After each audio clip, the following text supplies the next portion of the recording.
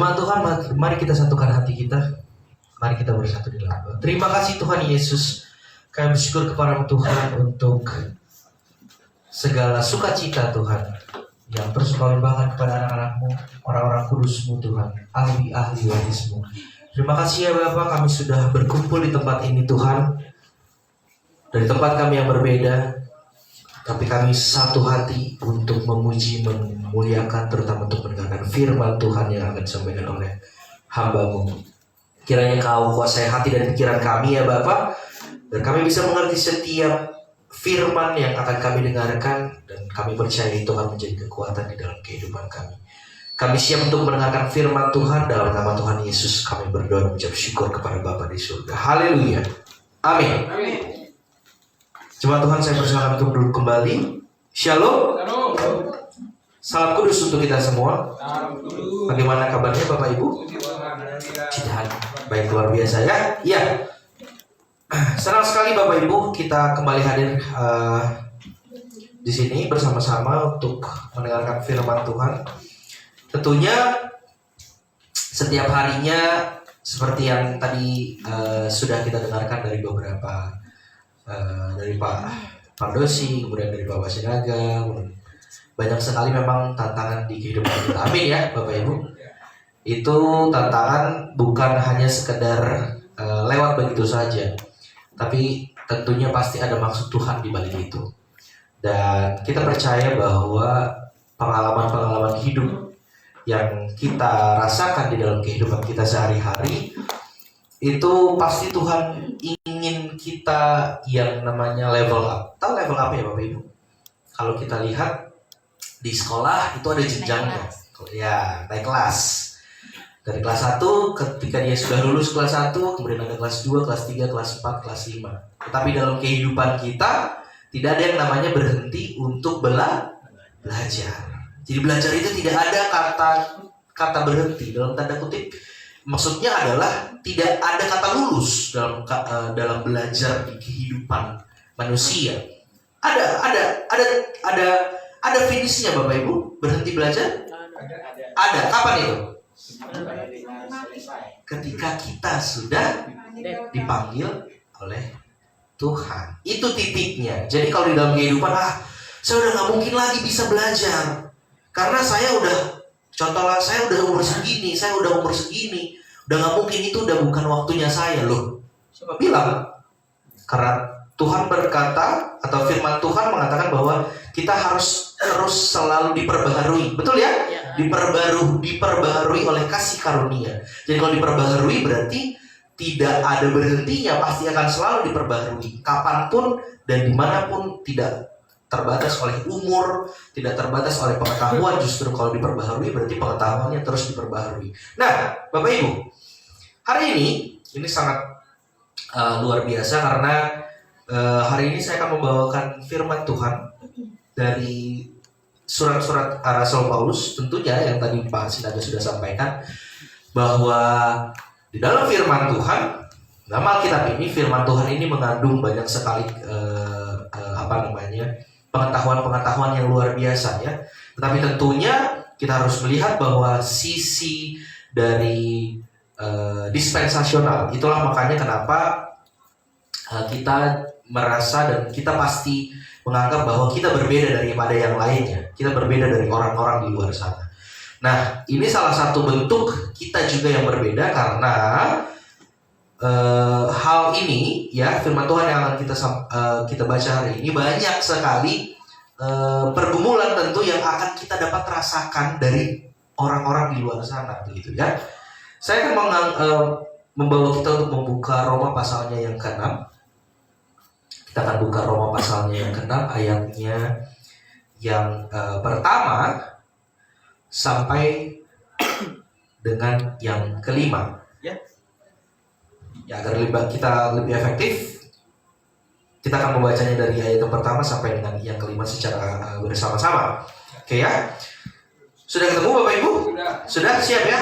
Ya, di sini Lembaga Alkitab Indonesia memberi judul Mati dan Bangkit dengan Kristus. Ya, mari kita baca 1, 2, 3.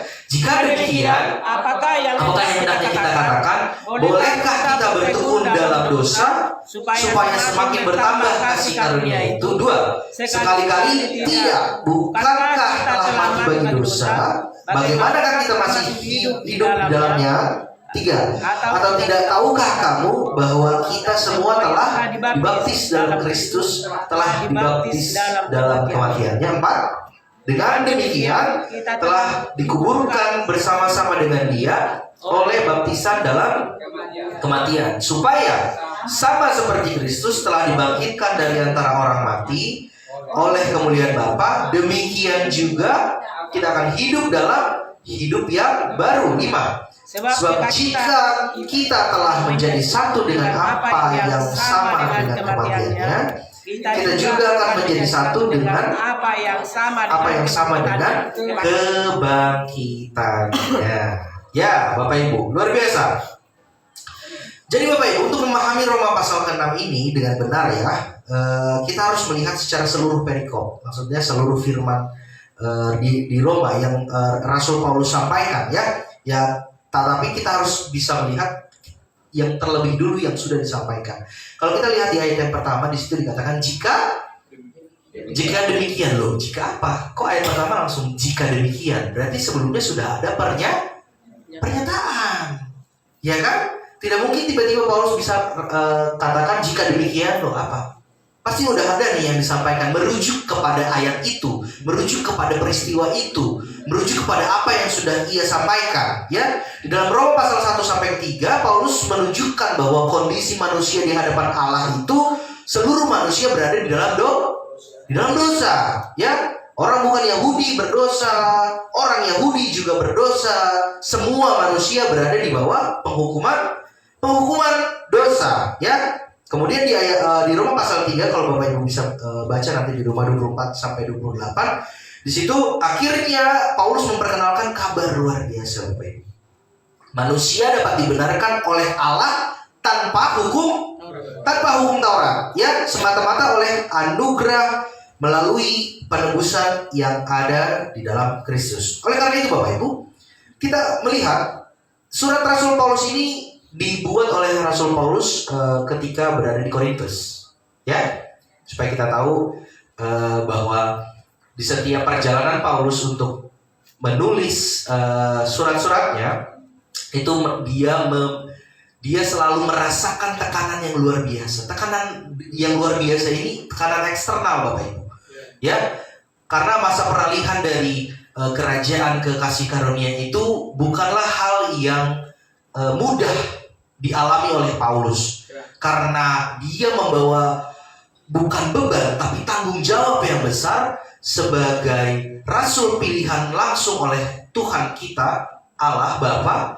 ya, untuk memberitakan rahasia yang belum pernah disampaikan oleh siapapun, ya, oleh siapapun, dan akhirnya dibukakan, dan itu adalah rahasia yang besar sekarang yang tentunya kita tahu bahwa hal itu menjadi jalan keselamatan untuk manusia yang hidup di zaman kasih karunia. Ya, nah Bapak Ibu, surat Rasul Paulus ini, Roma ini, ia menulis kepada jemaat di Roma ya, dan di Roma ini terdiri dari 2 kelompok Bapak Ibu. Ya, ada yang orang Yahudi, ada juga orang yang bukan Yahudi. Ya, nah jemaat ini sedang belajar memahami sesuatu. Ya, memahami sesuatu dari sejarah wahyu Allah.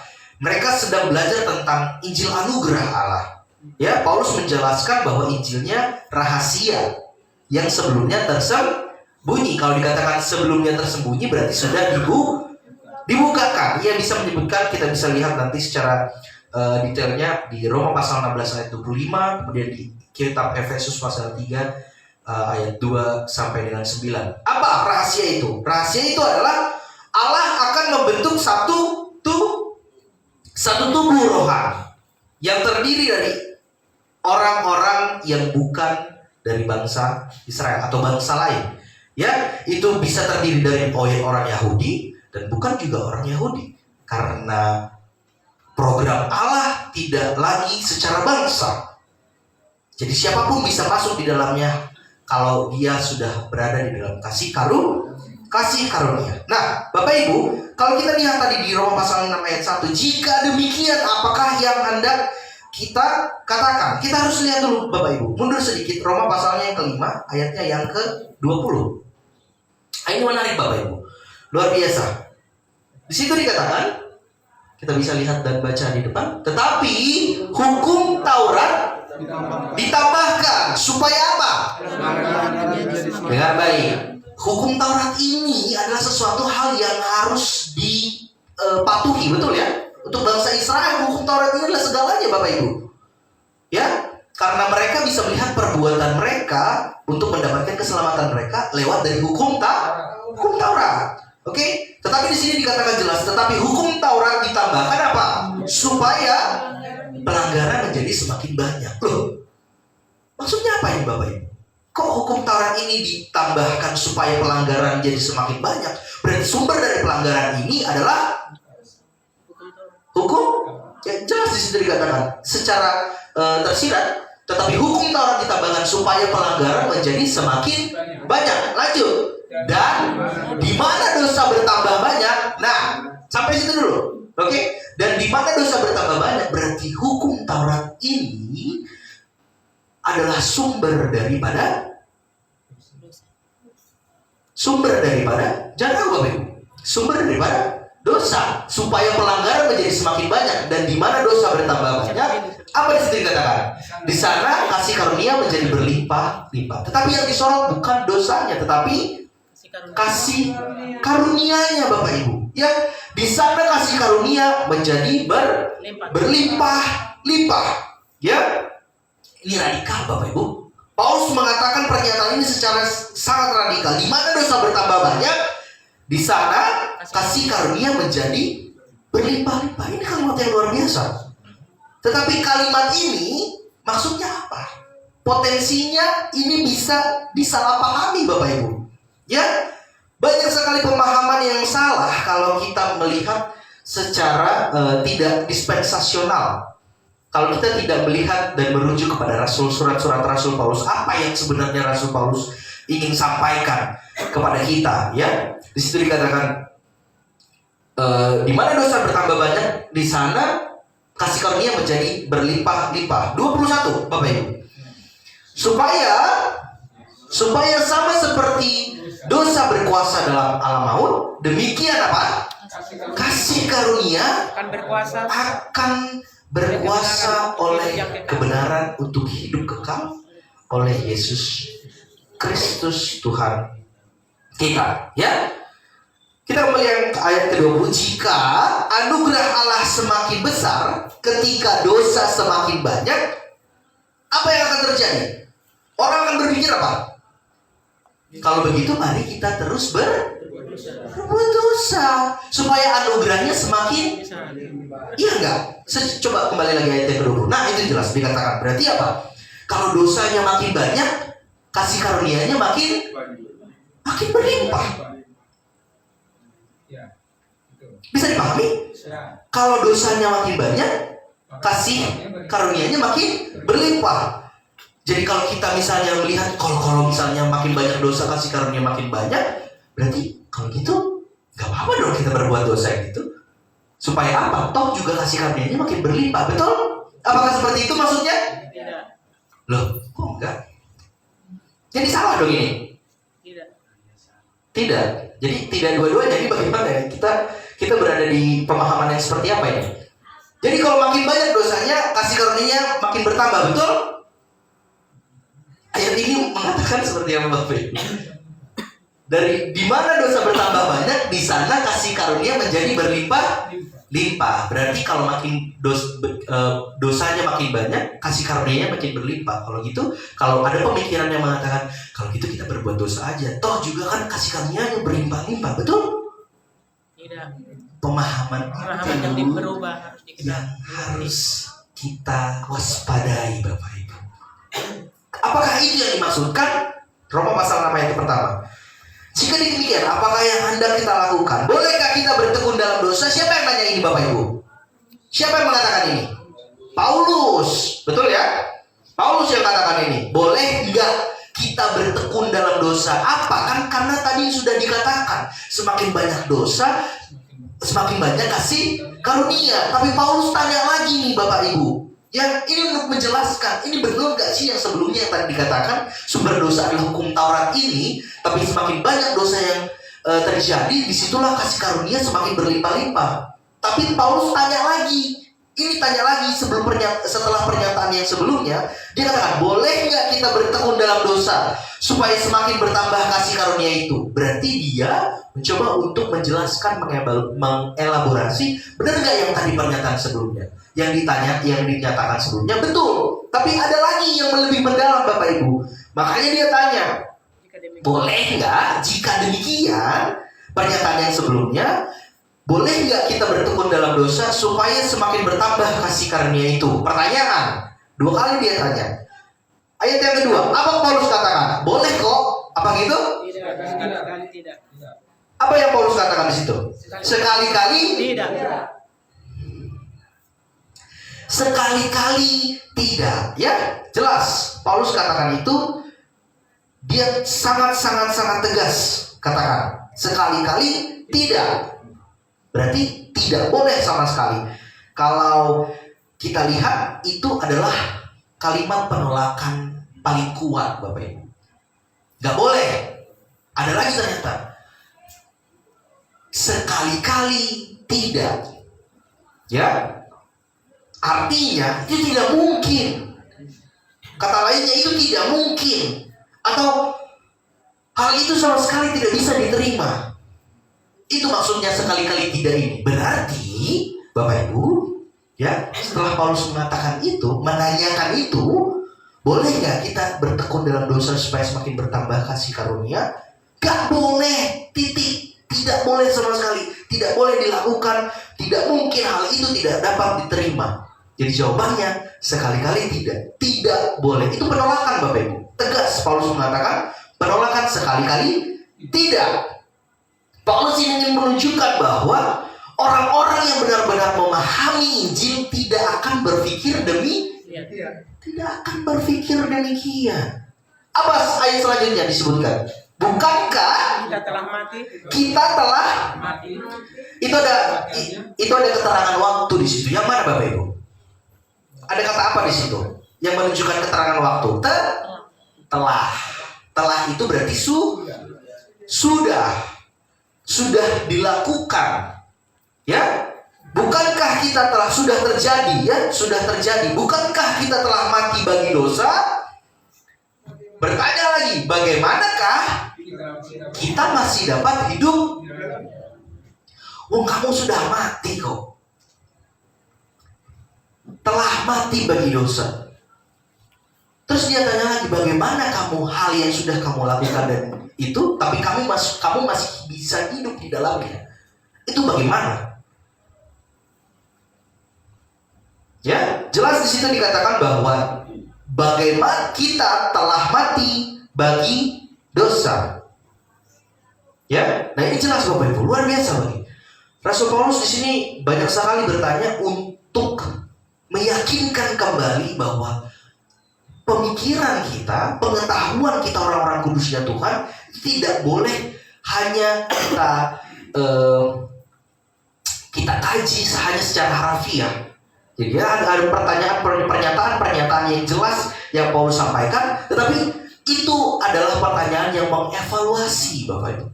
Mengevaluasi kembali, apakah memang seperti itu ataukah memang ada jalan pikir yang memang harus kita sesuaikan dengan yang Tuhan kehendaki pada saat ini. Karena Injil itu bukan hanya mengampuni dosa, tetapi Injil itu mengubah identitas kita. Dan Roma pasal 6 ini menjelaskan hal itu Bapak Ibu. Jadi menekankan dan menguatkan identitas kita sebagai orang-orang percaya, orang-orang kudusnya Tuhan, yang berbeda dari orang-orang yang lain yang belum mengenal atau belum percaya kepada karya penyaliban Yesus di kayu salib. Amin ya Bapak Ibu. Kita lihat dulu Bapak Ibu perbedaan ini, karena di Roma ini, di kitab Roma ini Tuhan Rasul Paulus menjelaskan sekali bagaimana perbedaan antara Israel dan gereja, ya. Agar kita tidak salah memahami Roma pasal 6 ini, kita juga harus kita diperintahkan untuk melakukan apa yang Tuhan Tuhan inginkan dalam 2 Timotius pasal 2 ayat yang 15, yaitu apa? Firman Tuhan harus membagi firman dengan tepat. dibagi dengan tepat, karena Alkitab terdapat banyak sekali dispensasi program rumah tangga Allah ya di situ. Pada masa tertentu Allah berurusan dengan bangsa Israel itu melalui hukum Taurat. Betul ya? Siapa yang memberikan hukum Taurat? Siapa yang menerima hukum Taurat? Musa lewat 2 loh batu ya. Kemudian itu adalah hukum Taurat dasarnya, tetapi kemudian itu ada butir-butir yang lainnya yang menjelaskan tentang hukum Taurat itu sendiri. Nah, dan pada waktu itu hubungan umat dengan Allah itu sangat terkait dengan perjanjian yang oleh Abraham, Allah kepada Abraham, yaitu secara bangsa, yaitu bangsa Israel. Kemudian setelah itu, kemudian Allah mewahyukan sesuatu yang sebelumnya tersembunyi, yang belum pernah dibukakan oleh siapapun di dunia, dan kemudian memilih Rasul Paulus untuk memberikan kepadanya wahyu suatu tubuh rohani yang baru. Dengar baik Bapak Ibu. Tubuh itu adalah gereja. Amin. Kita harus jelas, tubuh itu adalah gereja. Makanya kita menyebutkan kita adalah gereja tubuh Kristus. Di dalam tubuh anatomi itu banyak sekali anggota. Anggotanya memiliki fungsi masing-masing. Tetapi semua sama pentingnya. Jadi sekarang tubuh itu adalah gereja. Dengar baik Bapak Ibu. Tubuh itu adalah gereja. Gereja itu bukan Israel. Paham? Jadi tubuh itu adalah gereja. Gereja itu bukan Israel.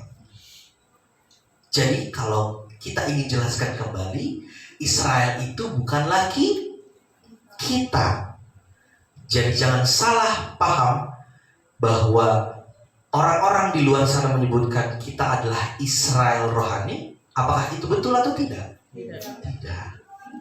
Karena Israel rohani, pengharapannya adalah hukum Taurat.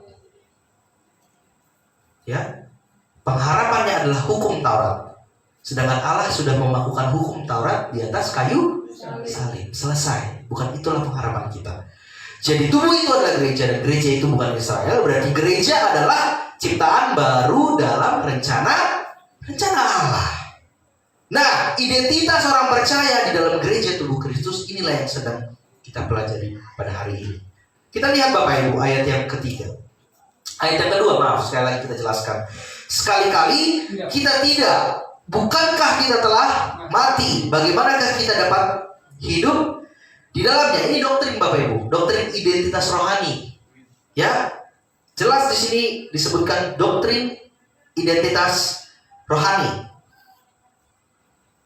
Ini bentuk aorist tense atau sudah terjadi, ya, menunjukkan suatu peristiwa yang sudah terjadi. Artinya Paulus tidak sedang berkata berusahalah mati terhadap dosa. Tidak, bukan itu Paulus katakan. Justru dia tanya, bukankah kita telah mati bagi dosa? Itu adalah pertanyaan yang sudah menjelaskan yang sudah terjadi. Kan kita udah mati bagi dosa. Terus dia tanya lagi, bagaimana mungkin kita bisa dapat hidup di dalamnya? Ia berkata, kamu sudah mati terhadap dosa. Itu adalah fakta rohani. Contoh Bapak Ibu, ilustrasinya seperti ini. Bayangkan seorang budak hidup di bawah seorang tuan yang sangat kejam. Selama bertahun-tahun ia harus menaati tuannya, dia harus ini itu, tuannya bilang apa, ini, dia harus kerjakan. Namun pada suatu hari tuannya meninggal. Apa yang terjadi Bapak Ibu terhadap budak itu? Berarti budak itu tidak lagi berada di bawah otoritas tuannya. Karena tuannya sudah mati. Berarti bebas. Tapi apakah kebebasannya itu adalah karena kekuatannya si budak? Tidak. Karena apa? Karena karena tuannya meninggal. Karena tuannya meninggal lah makanya dia bisa bukan karena dia kuat. Bukan karena kekuatan si budak itu, tetapi karena otoritas si tuannya ini telah berakhir. Demikian juga dengan dosa. Dosa dahulu adalah tuan dari manusia. Dosa itu adalah tuan kita. Tetapi melalui kematian Kristus, hubungan itu telah diputuskan. Ayat yang ketiga Bapak Ibu, kita lihat. Atau tidak tahukah kamu, apa dikatakan di situ?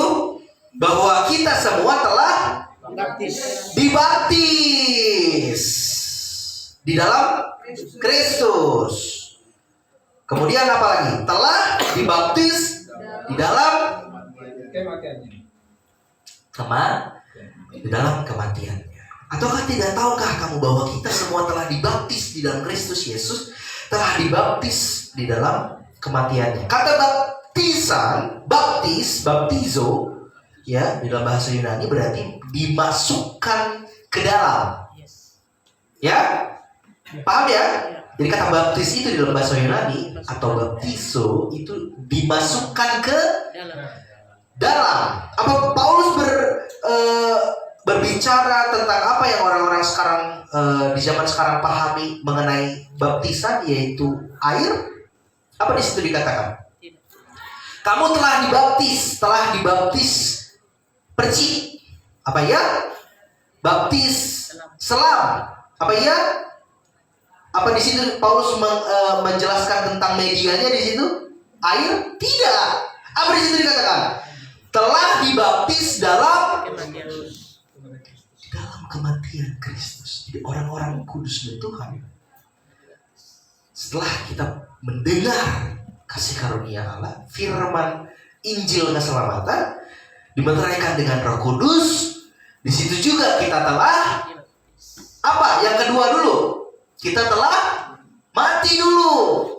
Kemudian habis itu kita juga dibaptis di dalam kematiannya.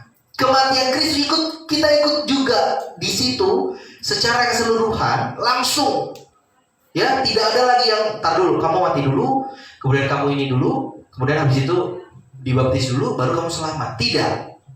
Ya, ketika kamu percaya dimeteraikan dengan Roh Kudus. Jadi tidak ada lagi step by step, tidak seperti itu lagi. Roh Kudus bekerja di dalam kehidupan orang-orang percaya saat ini. Keselamatan itu didapatkan tidak lagi dengan cara seperti itu. Ya, jadi kita semua telah dibaptis di dalam Kristus dan telah dibaptis di dalam kematiannya. Hal ini bisa kita jelas di dalam 1 Korintus pasalnya 12 dan 13. Tidak usah dibuka, saya akan bacakan. Di dalam satu roh kita semua telah dibaptis menjadi satu tubuh. Ya.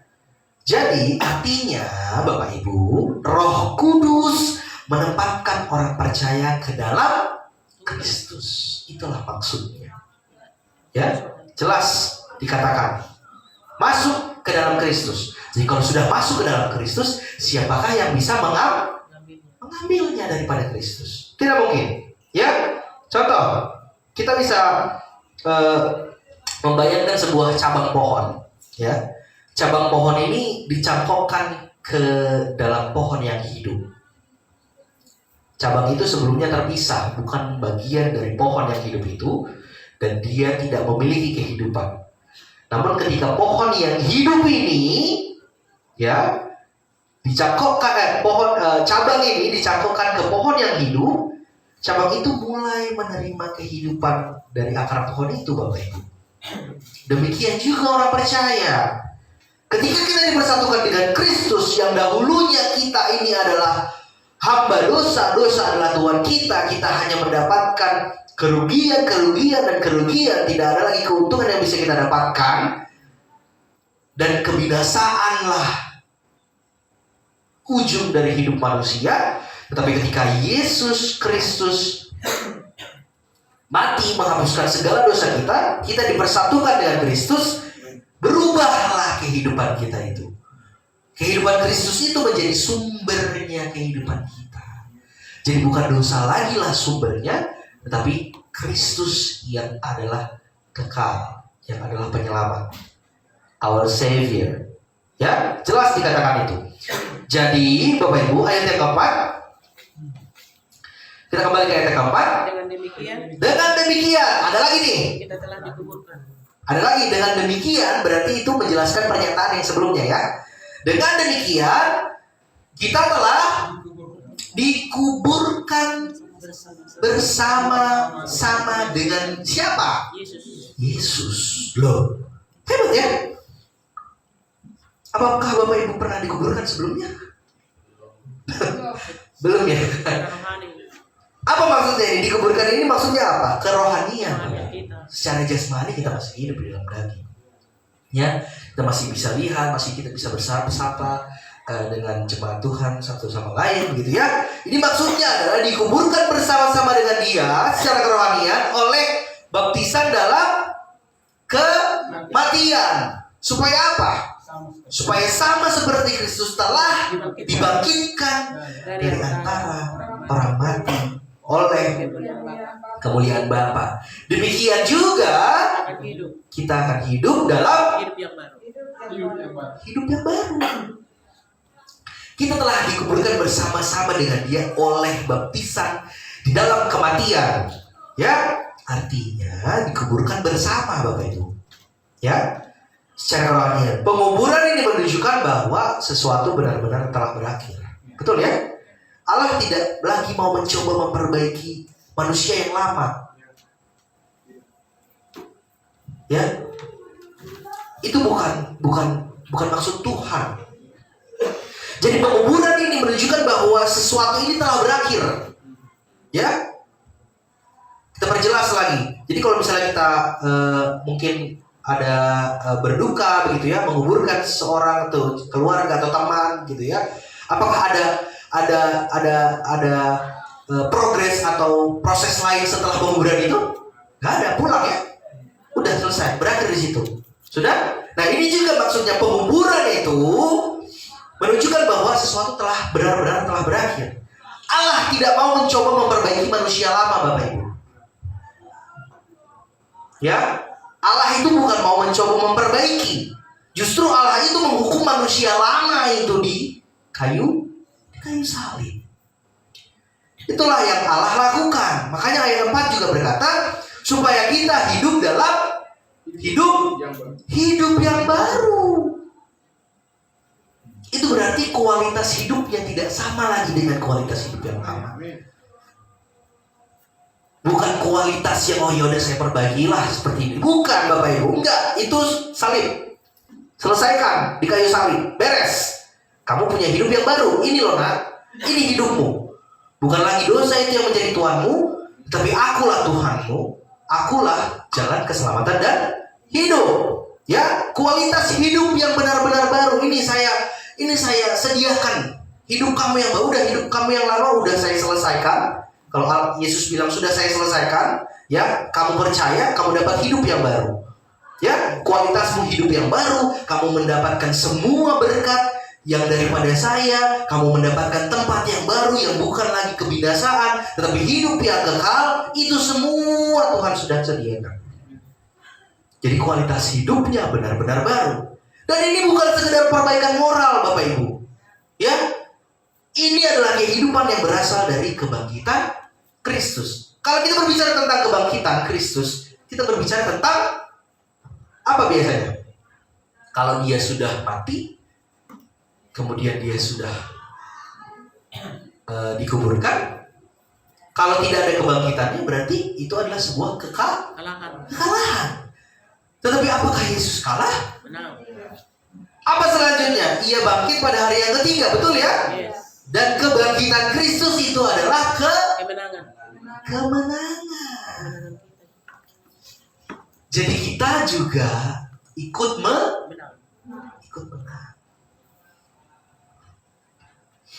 Ikut menang bersama Kristus.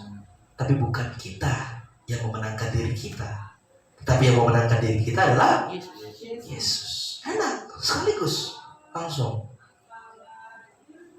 Kemenangan Kristus itu juga adalah kemenangan orang-orang percaya. Amin ya. Amin Bapak Ibu. Identitasnya berubah. Betul ya? Identitasnya berubah. Jadi kalau misalnya ulat berubah menjadi kupu-kupu, apakah kita bisa bilang bahwa kupu-kupu itu adalah ulat? Tidak. Dia adalah kupu-kupu. Dia adalah yang baru. pribadi yang baru, identitasnya berubah, bukan lagi ulat.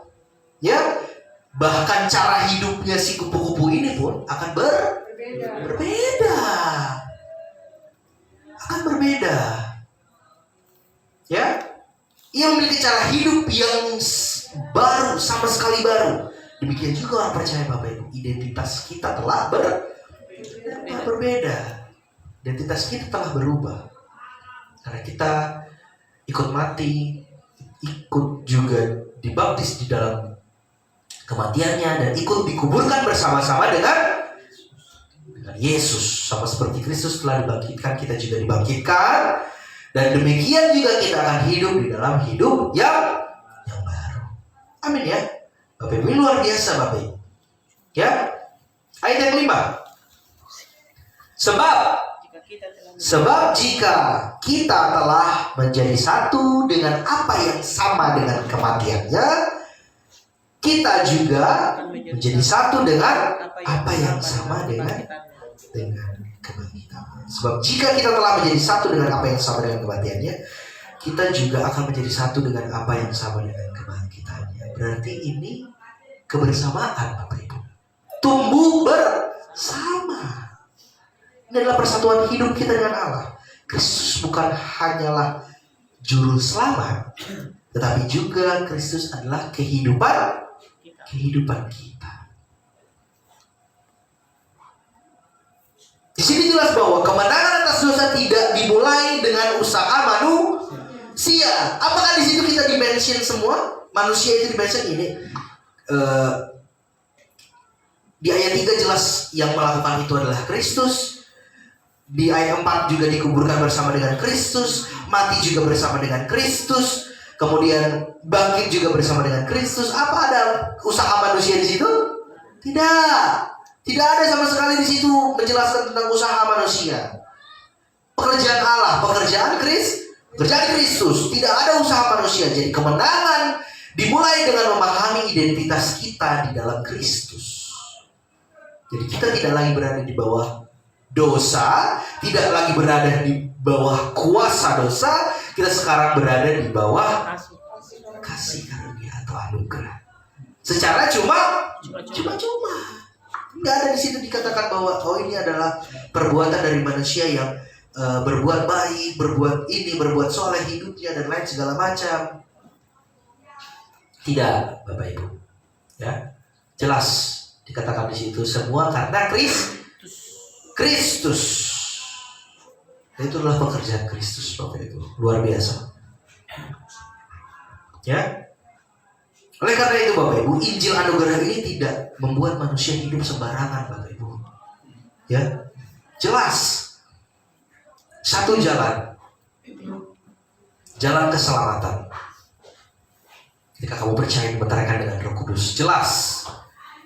Tidak ada lagi hal-hal yang halu, tidak ada lagi hal-hal yang sulit untuk dipahami, tidak lagi hal-hal yang hanya mengutamakan logika manusia. Tidak begitu cara kita belajar tentang firman kebenaran. Karena firman kebenaran ini jauh luar biasa besarnya, kuasanya. Dan pengetahuan-pengetahuan yang baru di dalam Injil anugerah ini membuat hidup manusia sekarang itu bukan lagi hidup yang sembarangan.